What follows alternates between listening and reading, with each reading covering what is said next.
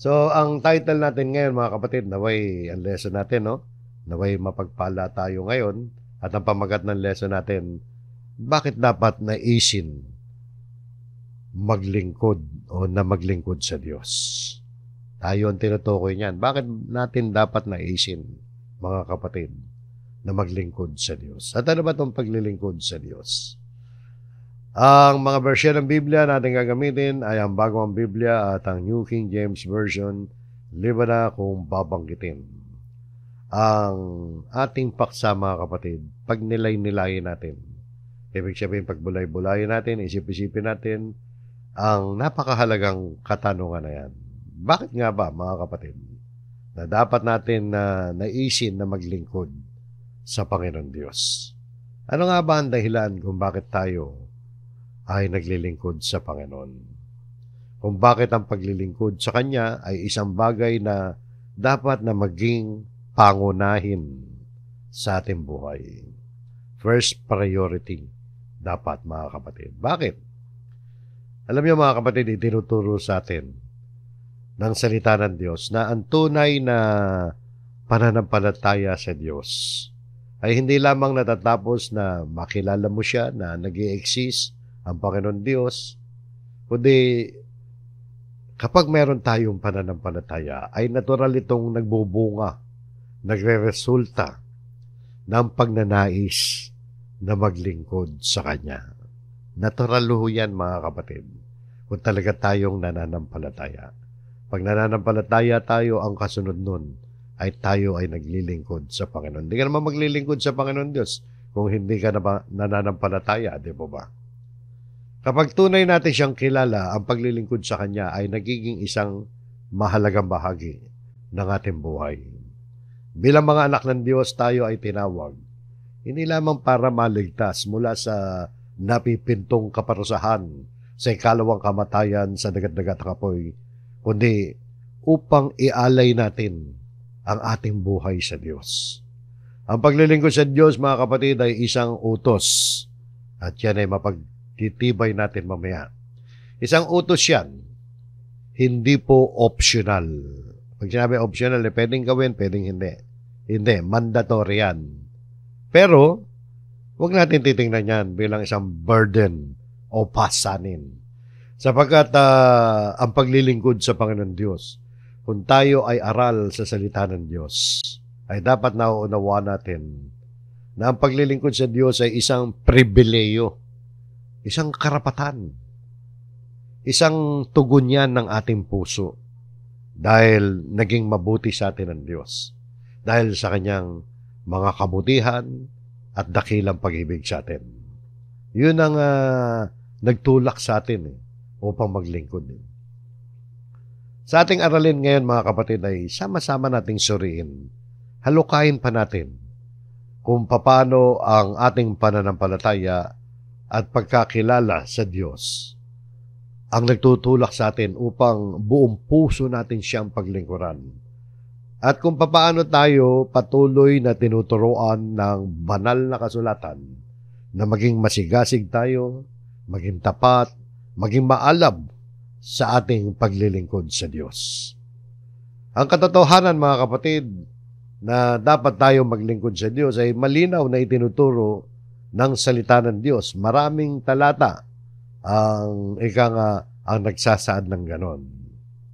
At walang pagtatalo, mga kapatid. Sa lahat ng mga nag-aaral ng Biblia, anuman sekta, walang pagtatalo. Malinaw na itinuturo ng salita ng Diyos na tayo ay dapat maglingkod sa Kanya. Kukuha tayo, mga kapatid, maraming talata, no? Pero kukuha lang tayo ng isa sa bilang ating pambungad na talata, yung kung bakit dapat naisin na maglingkod sa Diyos. Yung unang bahagi ng ating pag-aaral, suriin natin mismo yung sinabi ng ating Panginoon Jesucristo na dito yung sinasabi ng Panginoon na sambahin at paglingkuran ng Panginoon mong Diyos. Pag-aralan natin itong isang talata rito sa Lucas 4:8. Tingnan po natin, mga kapatid. Sumagot si Jesus sa kanya, nasusulat, sambahin mo ang Panginoon mong Diyos at siya lamang ang iyong paglingkuran.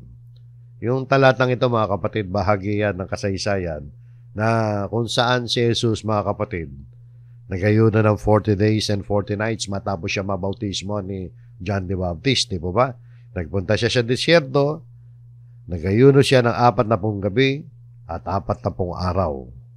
At doon, mga kapatid, ay nakaranas siyang tuksin siya ni Satanas o ng Diablo. Ito, mga kapatid, ang ibinigay ni Jesus na sagot bilang tugon sa ikalawang tukso ng Diablo sa kanya. Ano ba ikalawang tukso? Yung inaalok siya ng lahat ng mga kaharian sa mundo. Ibig sabihin, sabi ni Satanas, sige, sa'yo na ang kapamahalaan at kapangyarihan ng lahat ng yan, ng kaharian. Basta sambahin mo lang ako. Gusto ni Satanas, sambahin daw siya ng Panginoon Kristo. O yan ang sagot ng Panginoon. Ang sabi ng Panginoon Kristo, nasusulat. Di ba? Sumagot si Jesus sa kanya, nasusulat. Diyan muna tayo, mga kapatid. Napakahalaga ng isang salitang yan. Nasusulat. Bakit? Kasi pinapakita rito na si Jesus mismo, kinikilala ni Jesus ang banal na kasulatan, yung Holy Scriptures na tinatawag bilang batayan ng kanyang mga sagot at paniniwala. Ganon din ang batayan ng Panginoon Kristo sa kanyang pangangaral, banal na kasulatan. Ginagamit ng Panginoon Kristo ang mga salita ng Diyos mula sa Old Testament. Wala pa naman New Testament noong araw Pero nung isinilang si Kristo, kumpleto na ang Old Testament. Ginagamit na yan ng mga Hudyo.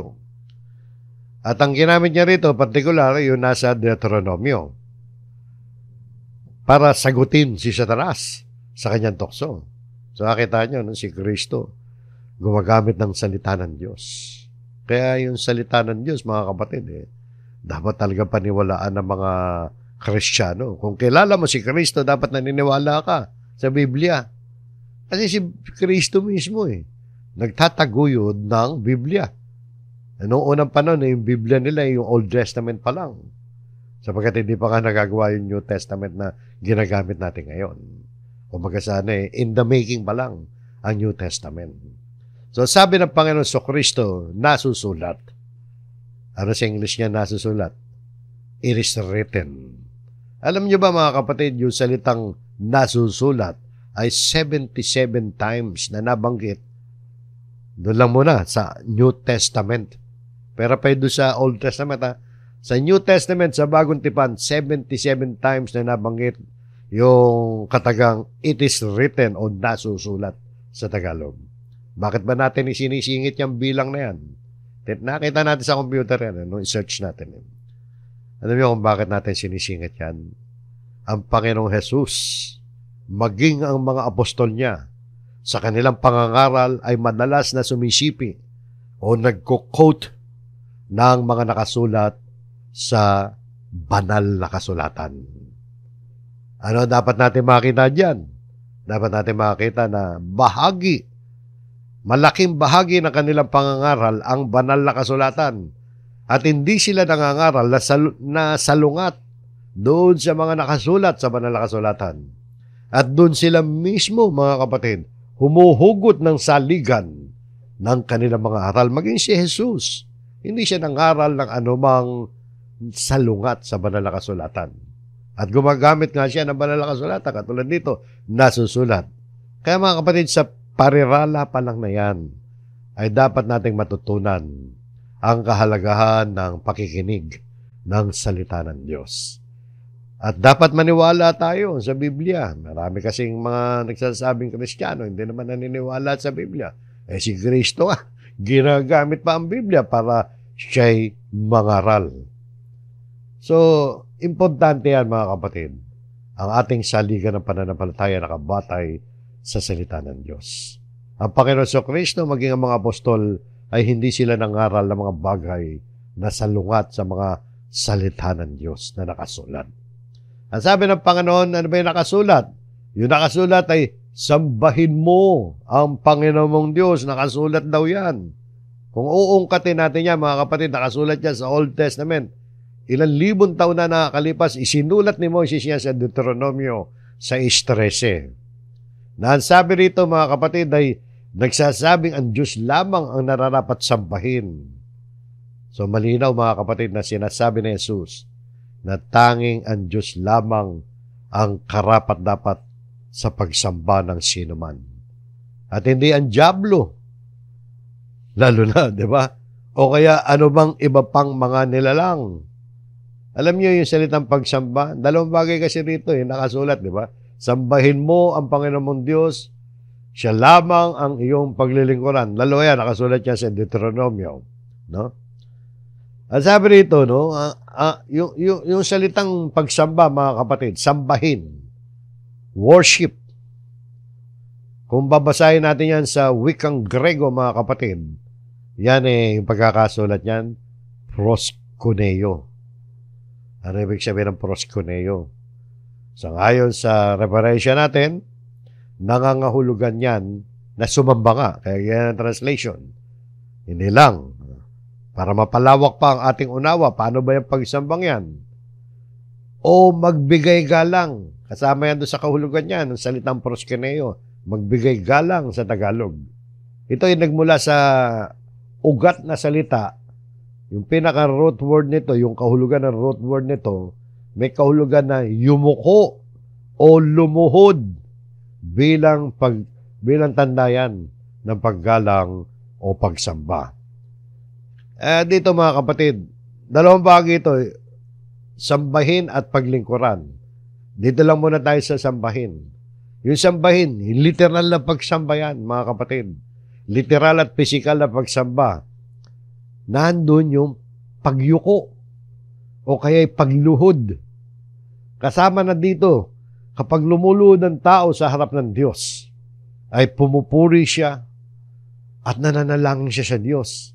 Kaya kapag ang isang tao, mga kapatid, ay lumuhod, tingnan nyo, tandaan nyo to, kapag ang isang tao ay lumuhod upang manalangin at pumuri sa isang rebulto o kanino man o sa anumang bagay o sa anumang nilalang, kapag ginawa mo yan, mga kapatid, pag ginawa ng tao yan, yun ay aksyon ng pagsamba. Lumuhod ka, dinalanginan mo, kinuusap mo, pinuri mo, hiningan mo pa ng tulong. Sabi kasi, kaya ako naisingit niya, mga kapatid, sabi ng iba, hindi raw pagsamba yun. Lumulod daw sila sa rebulto bilang paalala lang. Kinakausap daw nila yung rebulto, balang reminder lang, representative lang daw yun. Hindi, ganun yun. Once na lumod ka, kinausap mo yan, dalalanginan mo yan, pinuri mo yan. Hindi pwede sa Diyos yun. Pagsamba na yan may higpit na ipinagbabawal ng banal na kasulatan na ang tao ay sumamba sa ano pa mang nilalang. Katulad ng mga rebulto o sino man, hindi natin dapat sambahin. Maliban sa Diyos, sambahin mo ang Panginoon mong Diyos. Natural, sa panahong Kristiyano, kasama na si Kristo. Kasama si Kristo na sasambahin ng tao. So, nalalaman natin, mga kapatid, na sa buong Biblia may higpit na ipinagbabawal ng Diyos ang pagsamba sa mga larawang inanyuan o rebulto. Dito sa pariralang ito nakita natin na ang pagsamba sa Diyos ay isang utos ng Diyos. Kaya bakit dapat naisin na maglingkod sa Diyos? Utos ng Diyos yan Nananampalataya ka sa Diyos, sambahin mo ang Panginoon Diyos. Pagsamba pa lang yan ay yung paglilingkod, mga kapatid. At siya lamang ang iyong paglilingkuran.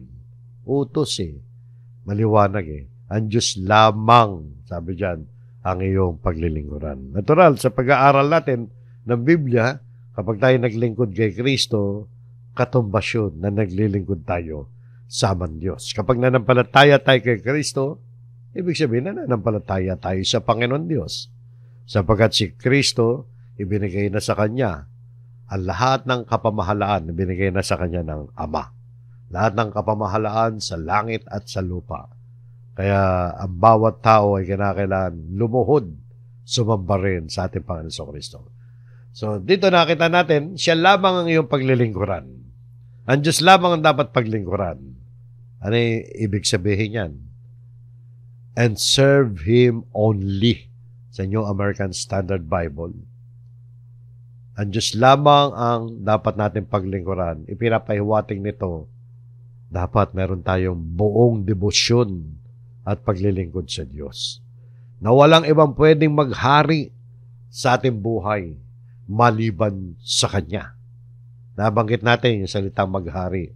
Sapagkat ang hari, di ba, pinaglilingkuran, sineservan ng mga nasasakupan niya. Kaya mga kapatid, kaya natin nabanggit ang hari, sapagkat ang hari ay pinaglilingkuran. Ito ay pagbibigay ng serbisyo. Pag sinabing naglilingkod ka sa Diyos, nagbibigay ng service sa Panginoon Diyos. Serbisyo. Sa ibang salita, di ba? Paglingkuran. Magbigay ng serbisyo. Kaya ka sa English and serve Him only. Simpleng-simpleng talata at marami pa. Kumuha lang tayo ng pakonti-konti mga kapatid. Sapagkat kukulangin tayo ng oras. So kaya dito mga kapatid, hindi lamang pagsamba ang sinasabi ni Jesus. Dalawang magkaiwalay na bagay yan. Sambahin at paglingkuran. Yung pagsamba, sinabi na nga natin, di ba? Nandiyan yung pinupuri mo ang Diyos, niluluwalhati mo, pinasasalamatan mo, niluluhuran mo, niyuyukuran mo ang Panginoon Diyos. Pero ang topic natin ngayon, mga kapatid, ay tungkol sa paglilingkod sa Panginoon Diyos. So, hindi lamang kasi pagsamba din tukoy, pero ang topic natin ngayon, paglilingkod. Yan ang paksa natin ngayon. Kaya mga kapatid, doon sa tanong na bakit dapat nating naisin na maglingkod sa Diyos? Maliwanag na yan ay utos kasi ng Diyos na tinaguyod at ipinangangaral ni Jesus. Kung tayo ay tunay na nananampalataya kay Jesus, dapat sumusunod tayo sa mga utos ni Jesus. Ang utos ni Jesus, kinote niya yan mula pa noong panahon ni Moises na dapat natin paglingkuran ang Panginoon natin Diyos. Kaya kung tayo ay naniniwala talaga sa Diyos, dapat tayo naglilingkod. Kaya importante mga kapatid yung paksa natin. Dapat natin paglingkuran ang Panginoon Diyos. Pero ang tanong mga kapatid, ang isang mahalagang kasunod na tanong sa paksa natin, paano tayo maglilingkod sa Panginoon Diyos? Yung pagsamba, alam natin, pinupuri natin ang Diyos, niluluhuran natin, dinadalanginan natin, yumuyukod tayo, lumuluhod tayo sa Diyos. Paano naman yung paglilingkod? Pagsamba yun yung paglilingkod. Alam niyo yung paglilingkod sa Diyos? Una sa lahat, dapat nating maunawaan mga kapatid na ang paglilingkod sa Diyos ay hindi katulad ng paglilingkod na ginagawa natin sa ating mga amo kung may amo tayo o sa kanino mang pinagsisilbihan natin. Paglilingkod, pagsisilbi, serbisyo. O paano mo pagsisilbihan ng Diyos? Eto muna mga kapatid, ang isang katotohanan na dapat natin makita rito. Yung unang punto natin dito, paglingkuran ng Diyos, hindi bilang siya ay nangangailangan. Hindi katulad ng mga amo, di ba? Ng mga hari, ng mga prinsipe, etc. Kung sino man yung pinaglilingkuran ng tao, kanino ka maglingkod? Bakit tayo naglilingkod sa kanila? Para makinabang nila, di ba? Yung hari, o yung employer mo na lang. Wala nang hari ngayon, di ba? Yung employer, mga amo mo, pinaglilingkuran mo yan At sa iyong paglilingkod, sinusweldoan ka ngayon. Pero, bakit ka naglilingkod? Bakit ba yung employer gumawa ng tagapaglingkod niya? O sa mga bahay, may mga katulong, di ba? Kasambahay. Bakit ba sila nag-hire ng mga empleyado sa bahay? Kasi kailangan nila Di ba? Kailangan nila. Pero ang Diyos, mga kapatid, hindi ganon. Paglingkuran ng Diyos, isipin natin, hindi dahil siya nangangailangan siya. Dahil, ang sabi nga ng Biblia, mga kapatid, sa Gawa 17:24, sabi, ang Diyos na gumawa ng sanlibutan at ng lahat ng mga bagay na naririto. Siya na Panginoon ng langit at ng lupa ay hindi tumitira sa mga templong ginawa ng tao. Nakita nyo, mga kapatid, no? Yung templo pala na ginawa ng tao, hindi yan yung house of God. Kasi ang Diyos hindi naman tumitira dyan. Hindi naman niya tahanan yan Di ba ba? Kaya huwag nyo isipin yung mga simbahan, mga katedral, At kung ano man mga malalaking kapilya, malaki man o maliit, o yung mga dako ng sambahan natin, bahay ng Diyos. Hindi mo bahay ng Diyos yan. Hindi nga tumitira sa mga templong ginawa ng tao. Kasi ang punto rito mga kapatid, na isingit natin sapagat nabanggit sa talata, tingnan nyo yung kasunod na talata. At hindi rin siya pinaglilingkuran ng mga kamay ng tao na para bang meron siyang kailangan. Kita nyo, no? Yamang siya ang nagbibigay sa lahat ng tao ng buhay at ng hininga at ng lahat ng bagay. Nakita niya mga kapatid, no? Kaya yung paglilingkod sa Diyos, hindi yung inaakala natin o iniisip natin kaya tayo naglilingkod dahil kailangan tayo ng Diyos. Hindi tayo kailangan ng Diyos. Siya nga ang may likha ng lahat ng mga bagay at sa Kanya naman lahat yan. Pero ang tanong nga mga kapatid, so, huwag natin isipin. So, iba yung paglilingkod sa kapwa natin, iba yun. Pinaglilingkuran natin ang kapwa natin para matulungan sila. Ngayon, pinaglilingkuran natin ang Diyos para matulungan ba ang Diyos? Hindi. Paano tayo maglilingkod nga sa Panginoon Diyos? Ano ang application nito sa atin bilang mga Kristiyano? Utos yung maglingkod eh. Di ba ba? So, pero bago natin talakayin yung ilang detalye sa kung paano mga kapatid, tingnan muna natin, ano ba ang dapat na maging attitude natin, mga kapatid, kung tayo'y maglilingkod sa Diyos?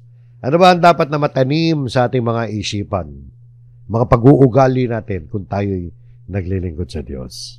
Pag-aralan natin itong isang talata lang bilang tugon doon sa tanong ko na attitude, isipin, dapat ugaliin natin.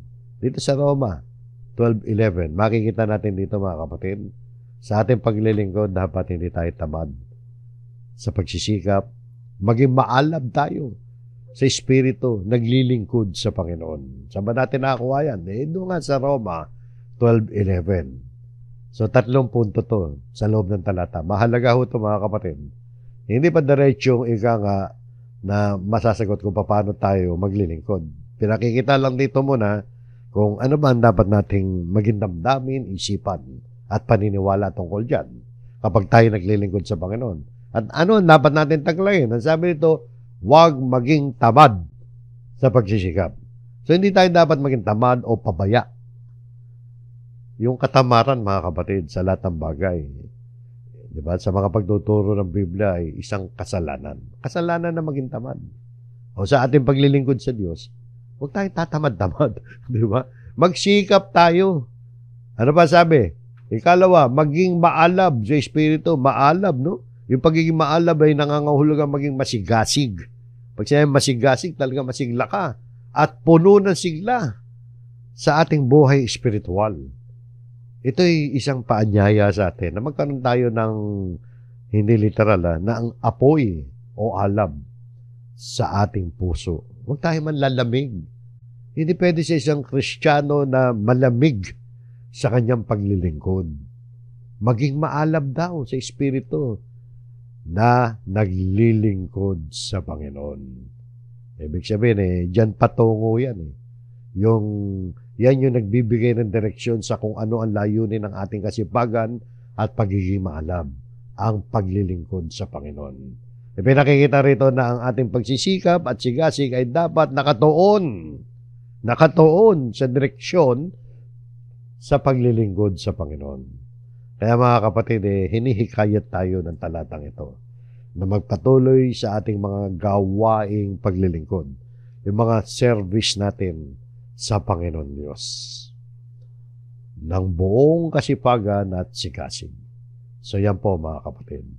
Ngayon, sagutin na natin yung tanong upang higit pang masagot yung katanungan kung paano tayo maglilingkod sa Panginoon Diyos, dumako na tayo doon sa susunod pang punto ng ating aralin na paglilingkod sa Panginoon sa anumang ginagawa natin. Ito yung pagkakaiba na kapag tayo naglilingkod sa Diyos at naglilingkod tayo sa kapwa natin.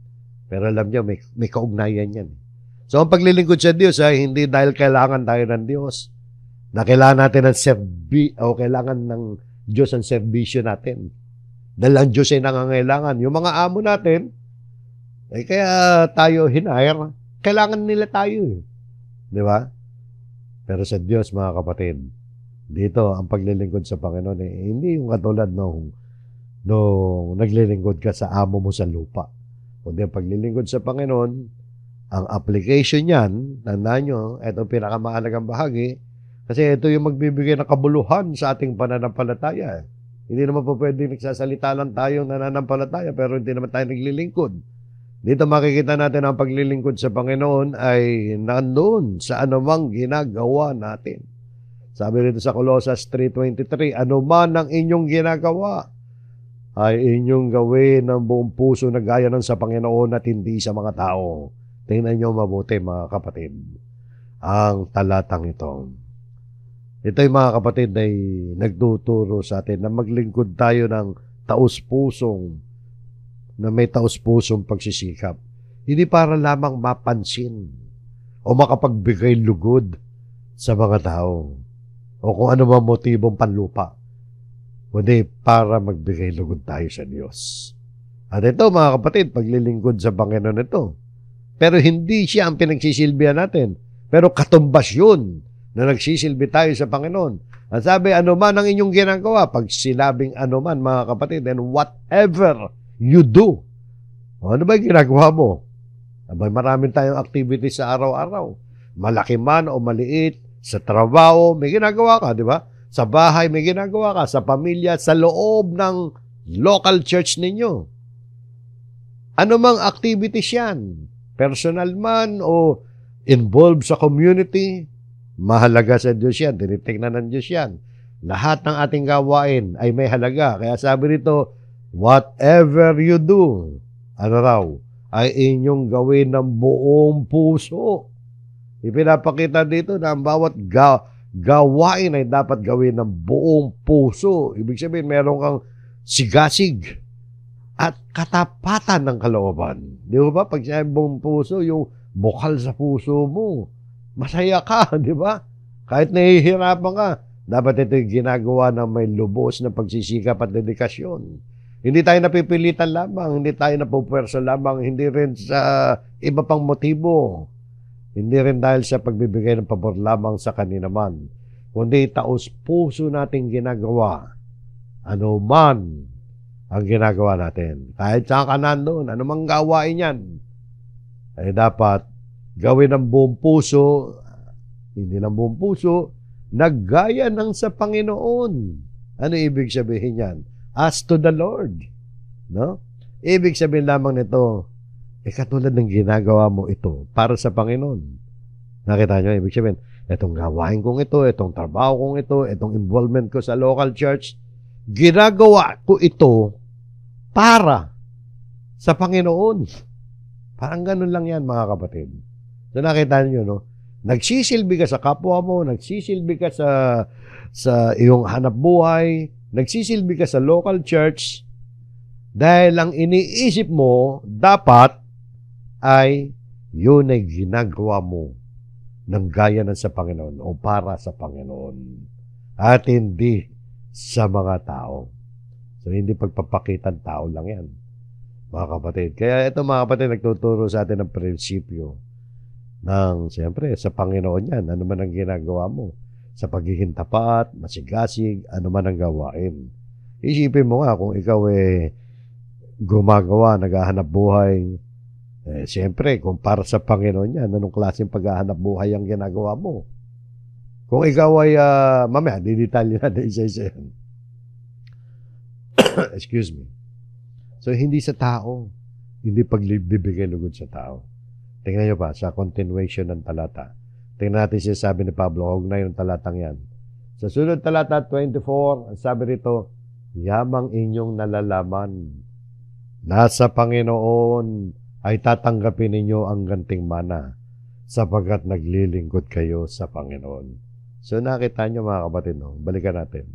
Yamang inyong nalalaman. Parang ito may kaugnayan nga doon sa sinasabi ng Panginoon ni Pablo kanina Parang sinabi ni Pablo dito na kaya niya sinabi na ano man ang inyong ginagawa ay inyong gawin ng buong puso na gaya sa Panginoon. Kasi alam ninyo. Ibig sabihin, kaya mo ginagawa dahil alam mo, yamang inyong nalalaman na sa Panginoon ay tatanggapin ninyo ang ganting mana. Yung ganting mana dyan, alam natin na hindi yun literal na material na bagay yan. yung ganti, yung salitang ganti, reward sa English. Pansinin niyo, reward of the inheritance. Ganting mana. Yung mana, mamanahin natin sa kaluwalhatian. Pagdating ng araw, di ba tayo mga Kristiyano ay kasamang tagapagmana ni Kristo? O dahil daw doon, yamang inyong nalalaman na sa Panginoon ay tatanggapin ninyo ang ganting mana. Ibig sabihin, encouragement yan. Kaya ka nakapaglilingkod sa iba. Dinidedicate mo yan bilang paglilingkod mo sa Panginoon Diyos at sa Panginoong Kristo. Dahil alam mo sa Panginoon, kapag ikaw ay naglilingkod sa Panginoon, tatanggap ka ng ganting mana, hindi yung ganting pala lang dito sa lupa. Kundi higit sa lahat, ganting pala sa mamanahin natin sa kaluwalhatian. Bakit ba sinabi ni Pablo yan? Sapagkat naglilingkod kayo sa Panginoong Kristo. Saan dating Biblia, yung lumang version ng Biblia? At tumbas doon sa English, for you serve the Lord. Parang yan ang dahilan. Di ba? Bakit mo ginawa lahat ng bagay na yan? Naglilingkod ka kasi sa Panginoon. Kaya tatanggap ka ng ganting mana.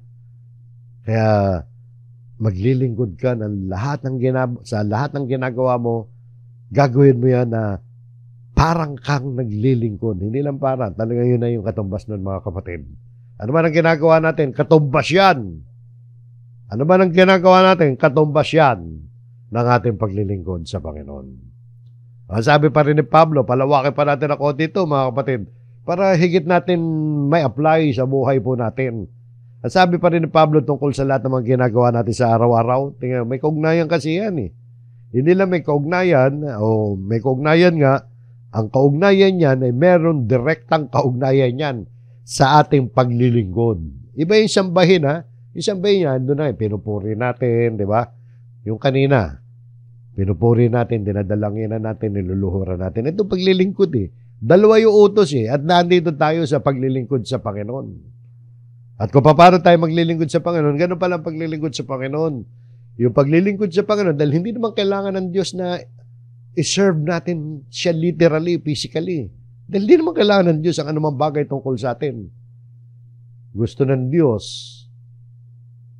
yung lahat ng ginagawa natin, yun iaalay natin sa Kanya bilang paglilingkod. Di ba?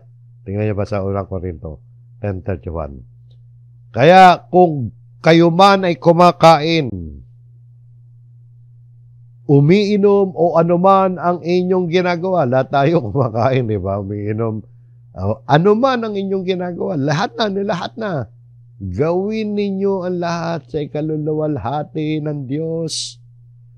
Kaya yan, mga kapatid. Ito yung application yan, mga kapatid. Lahat ng ginagawa natin, dapat magdala sa kaluwalhatian o papuri sa Diyos. Ibig sabihin, dapat isaalang-alang natin ang mga prinsipyo ng Diyos sa bawat aksyon at desisyon natin. Sapagkat paano natin gagawin yan sa ikaluluwalhati ng Diyos. Kaya mga kapatid, ito ang practical application yan. Kung bibigyan natin ng mas detalyado aplikasyon ng pagpapaliwanag ito, isipin natin ang ating mga kalagayan. Ano ba kalagayan mo, kapatid? Kung paano ka makaluluwalhati sa Diyos, diyan sa iyong kalagayan. Paano mo mabibigyan ng karangalan ng Diyos? Yan ang paglilingkod. Gusto mo paglingkuran ng Diyos? Eto, mga kapatid, ano man daw ang gagawin mo? Hindi yung paglilingkod din natatapos doon sa pupurihin mo lang ang Diyos. Pasasalamatan mo lang ang Diyos. Tama yun, kasama yun. Pagsamba nga yun eh. Kasama yun. Pero ang paglilingkod sa Panginoon, mga kapatid, lalong gumaganda ang ating pagsamba sa Diyos. Lalong gumaganda ang ating mga awit kung tayo naglilingkod sa Panginoon. At ang paglilingkod sa Panginoon, involved yan. At ang tinutukoy yan dito sa Bagong Tipan ay yung kung paano tayo nabubuhay, di ba? Paano tayo naglilingkod sa ating kapwa at kung ano ang ginagawa natin araw-araw. Dapat konektado palagi yan sa paglilingkod. Sabi nga, gawin ninyo ang lahat sa ikaluluwalhati ng Diyos. O isa-isa natin, meron akong siyam. Maring hindi lang siyam. Practical application to, mga kapatid. Ilan sa inyo ang mga magulang? Bilang mga magulang, mga parents, tayo ba ay mga responsabling mga magulang? O irresponsable at tamad ng mga magulang. Kung gano'n ang kalagayan natin, iisipin natin bilang mga magulang, nabibigyan ba natin ng karangalan at kaluwalhatian ng Diyos? Halimbawa ako, sa pagiging tatay ko, ng mga anak ko, sa pagiging ama ng tahanan ba, nabibigyan ko ng kaluwalhatian ng Diyos? Nabibigyan ko kaya ng karangalan? O dahil sa akin nalalait ng ibang tao ang Diyos? Isipin natin mabuti. Dahil gawin daw ang lahat sa kaluluwalhati ng Diyos. Bilang mga anak, wala tayo naging anak. At ngayon, lahat tayo naging anak. Kaya naging popular yung kantang anak ni Freddy Aguilar. Kasi lahat ng tao yung naging anak. Maliban kay Eva at si Adan. Di ba? Tingnan nyo, kung tayo ba ay suwail, nagsisinungaling ka, tamad ka, hindi ka tumutulong, wala ka malasakit sa bahay ninyo, hindi ka nagmamahal sa iyong magulang, palagay mo kaya? Hindi mo ginagalang. Unang utos, igalang. Unang utos na may pangako yan, di ba? Igalang mo ang iyong ama't ina. Yan ang unang utos na may pangako. Kung hindi natin gagawin yung tungkulin natin bilang mga anak, nabibigyan ba natin ng karangalan at kaluwalhatian ng Diyos? Ikatlo, involved tayo lahat dito. Asawang lalaki at asawang babae. Dito sa siyam lang to. Tingin ko, involved tayong lahat. Kung binata ka man o dalaga ka man, maaaring dito sa number 3, hindi ka kasama. At saka sa number 1. Pero anak ka. Di ba? O bilang asawang lalaki at asawang babae, kung tayo ba, bilang asawa, ay hindi tapat sa ating kani-kanyang asawa. Wala tayong pag-ibig, wala tayong pagmamahal, wala tayong pagmamalasakit sa asawa natin. Hindi natin tinuturing ang asawa natin na gaya ng tinuturo ng Biblia na ibigin siya, mahalin siya. Nakatulad ng ating sariling katawan kung paano minahal ni Kristo ang kanyang iglesia, yung lalaki dapat mahalin niya ang kanyang asawang babae. Abay, kung hindi natin ginagawa yan, mga kapatid, yung tanong, nabibigyan ba natin ng karangalan at kaluwalhatian ng Diyos? Kung minumura mo ang asawa mo, binubugbog mo, sinasaktan mo, sinasampal mo. Di ba? Abay, tignan nyo mabuti, mga kapatid. Ganyan ang application ng mga talatang binasa natin. Bilang negosyante, o kaya amo ka, baka negosyante ka, o baka mataas ang posisyon mo sa iyong hanap buhay. Kung tayo ba ay isang, dishonest, mandarayang negosyante, at mga malulupit na amo, employer, nabibigyan ba natin ng karangalan at kaluwalhatian ng Diyos? Kaya bilang employer, isipin mo rin, maaaring wala ka negosyo, o amo ka sa bahay, may katulong ka. Paano mo tatratuhin yung katulong mo? Paano mo, yung tatratuhin mga subordinate mo? Negosyante ka. Paano mo tatratuhin ang mga customer mo? Nakita nyo, yan ang application yan. Number 5, empleyado. Marami sa atin, empleyado. Kung tayo ba, isang dishonest na empleyado, nangungupit ka ng gamit. Inuuwi mo sa bahay yung hindi naman sa'yo. O kaya nandadaya ka sa oras. Dahil tamad-tamad mo kapag wala yung amo mo. Para kang daga kapag umalis, pag walang pusa. Nabibigyan ba natin ang karangalan at kaluwalhatian ng Diyos? Bilang mga opisyal ng gobyerno, kung may nakikinig dito, mga empleyado ng gobyerno, hindi lang empleyado, mga opisyal. Ay naku, napakarami atang babagsak dito. Hindi naman lahat, ha? Kung tayo ba ay corrupt sa maliit man o malaking paraan na opisyal ng gobyerno, malupit ka, inaabuso mo yung tungkulin, nang-aapi ka, na imbis na ikaw ang maglingkod, ikaw ang gusto mong paglingkuran ng bayan, nabibigyan ba natin ng karangalan at kaluwalhatian ng Diyos? Puro negative ang tanong natin, mga kapatid. Bilang mga mamamayan, lahat tayo yan, involved. Mamamayan tayo, citizen tayo ng Pilipinas, halimbawa. Tayo ba ay sumusunod sa batas?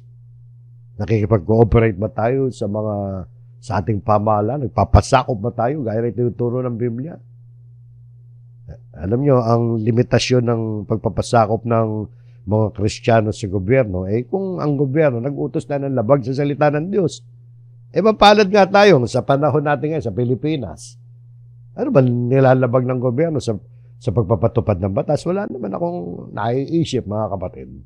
O bilang mamamayan, sumunod tayo. Dahil kung hindi ka sumusunod, ang tanong, nabibigyan ba natin ng karangalan ng kaluwalhatian ang Diyos?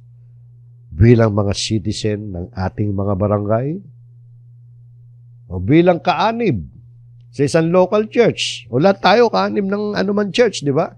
Kung tayo ba ay walang malasakit sa kapatiran, palagi kang absent sa pagsamba, hindi natin ginagampanan na maayos kung ano man ang tungkulin mo sa choir, tungkulin mo sa kung ano man trabaho dyan sa church. Ay, mga kapatid, kung hindi tayo nakikipag-cooperate sa local church, nabibigyan ba natin ng karangalan at kaluwalhatian ng Diyos?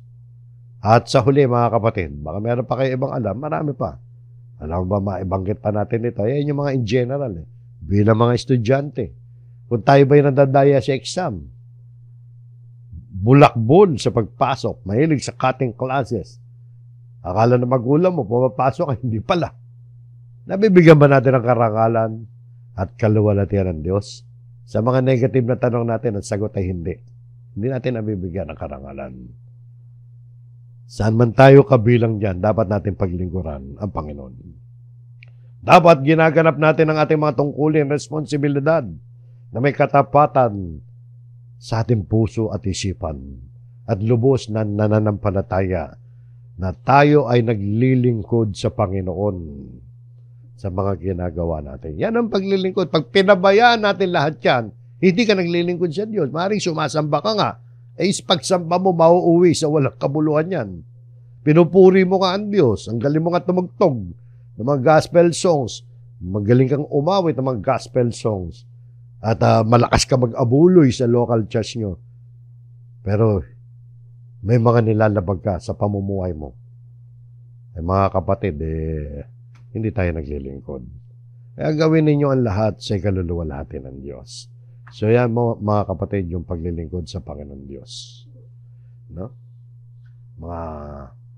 At yan, marahil nasagot ang tanong natin, bakit dapat natin naisin na maglingkod sa Diyos? Hindi lamang nasagot ang tanong natin, kundi nadagdagan pa yan kung paano tayo maglilingkod sa Panginoon Diyos. O bago tayo matapos, mga kapatid, tingnan ninyo etong huling talata, dalawang huling talata sa Deuteronomio 10:12 hanggang 13. No? May kaugnayan to sa diniscuss natin paksa.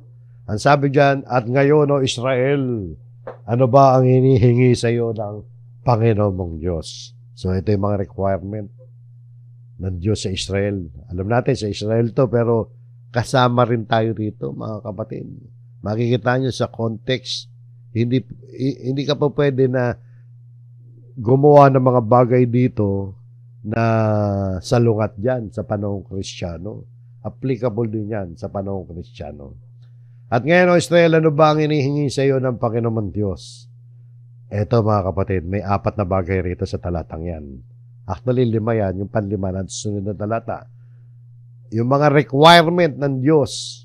What does the Lord your God require of you? Kundi matakot ka sa Panginoon Diyos. Number 1, matakot ka. Pag sinabing matakot dito, mga kapatid, hindi natatakot ka sa katulad ng natatakot ka pag horror, multo, Dracula o mga panganib. Hindi tayo natatakot dahil paparusahan tayo. Kundi ito, mga kapatid, yung takot dito ay nangangahulugang pagkakaroon ng paggalang at takot na may halong pag-ibig. Yan ang takot sa Panginoon. Number 2, so may takot dapat tayo sa Panginoon. Lumakad ka sa lahat ng kanya mga daan. Yung lumakad, pamumuhayan, di ba? So yan ang requirement ng Diyos, mamuhay ka sa lahat ng kanyang mga daan. Yung salitang daan dito, mga kapatid, tumutukoy siya direksyon, di ba? Daan na itinuturo ng Diyos. Kaya dito inuutos na mamuhay tayo ayon sa lahat ng direksyon at landas na nais ng Diyos na ipamuhay natin. Ang daan na ito, mga kapatid, ay ang mga daan na itinuturo ng salita ng Diyos. Kaya mahalaga yung salita ng Diyos. Paano malalaman ng mga daan? At ibigin mo siya. Pag sinabing ibigin mo ng Diyos, meron tayong damdamin at pag-uugali na talagang pangunahin yan na tayo ay maging tagasunod ng Diyos. Dapat ay may malalim tayong personal na relasyon sa Diyos. Paano mamahalin ng Diyos? Paano may ibigin ng Diyos kung wala kang malalim na personal na relasyon sa Kanya dahil hindi ka naman nag-aaral ng salita ng Diyos? So, meron tayong intimacy sa Panginoon Diyos. Mamahalin natin ang Panginoon Diyos. Ibigin natin. At number 4, paglingkuran mo ang Panginoon Diyos ng buong puso at ng buong kaluluwa mo. O yan yung topic natin, paglingkuran mo ang Panginoon Diyos ng buong puso, buong kaluluwa. Ibig sabihin, mga kapatid, pag sinabing buong puso, buong kaluluwa, abay buong buhay na natin yan. Tumutukoy yan sa buong damdamin natin at intensyon. So nakita niyo mga kapatid, buong puso, buong kaluluwa, buong pagkatao na natin yan. Sa mga kapatid, dapat natin paglingkuran ng Panginoon Diyos ng buong puso, buong kaluluwa. Dito ay nakikita natin, first priority palagi ang paglilingkod sa Panginoon. Kaya ano man ang ginagawa natin, first priority, paano ba tayo makaluluwalhati sa Diyos? Sa ating hanap buhay, tahanan, pakikisama sa barangay, etc. sa buhay natin araw-araw. Pagkatapos siya dinuktong ni Moises, natuparin ang mga utos ng Panginoon, kasama yan doon sa requirement. No? Inire-require ng Diyos. Continuation lang yan . So, kanina 4, ito yung 5, mga kapatid. Tuparin ang mga utos at mga tuntunin. Tuntunin ng Diyos at ang kanya mga tuntunin na aking inuutos sa iyo sa araw na ito. So, kailangan talagang salita ng Diyos, mga kapatid. At lahat ng yan, mga kapatid, para kanino yan? Para ba sa Diyos yan? Hindi po. Sapagkat hindi naman kailangan ng Diyos na service natin talaga . Para yan, para sa iyong ikabubuti. Yung pala yun, mga kapatid . Isipin nga ninyo, lahat ng gagawin natin para sa Panginoon, para sa ikabubuti natin yan. So yan mga kapatid, kung bakit dapat naisin na maglingkod sa Panginoon. Naway natutunan natin mga kapatid ang tunay na mensahe rito, malaliman, na sa bawat aspeto ng buhay natin, maliit man o malaki yan, sa trabaho man, sa tahanan, sa ating local church, sama natin local church yan, kasama yung sa gawain ng mga Kristiyano . Dapat mga kapatid, naglilingkod tayo sa Panginoon. Kaya dapat lamang natin naisin mga kapatid, na maglingkod sa Panginoon. So hanggang dyan mga kapatid, tayo natatapos, naway makatulong ito para tayo makakilos ng ayon sa kalooban ng Diyos. Sabihin niyo, mahirap? Hindi mahirap yan mga kapatid. Maaaring mahirap kung wala ka pananampalataya. Kaya kailangan natin ng pananampalataya, kailangan natin ng tulong ng Panginoon Diyos na sa bawat gagawin natin, isipin natin na dapat ay naglilingkod tayo sa Panginoon Diyos. Pagpalain po kayo ng Panginoon, tayong lahat, pagpalain ng Diyos, tayo po'y muling manalangin.